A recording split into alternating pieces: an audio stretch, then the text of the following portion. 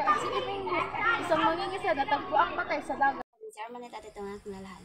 Walang daw buhay na matagpuan ng mga otoridad ang isang mangingisda sa baybayin ng barangay San Nicolas, Batangas nang matapos anurin ng malakas na alon. Fernan magsasabi tungkol sa isang mangingisda na tagpuang patay sa dagat. Sinabi ng mga otoridad umano na tagpuang Rose Guard sa barangay Marite, San Nicolas, Batangas sa babayin. Po ang nangyari sa isang mangisda na nawala ng buhay nang mahalog mula sa kanyang bangka. Ang biktima kaagad nagsagawa ng research and survey operation ang mga otoridad. Naglalahat tungkol sa isang mangingisda at tagpuang patay sa dagat.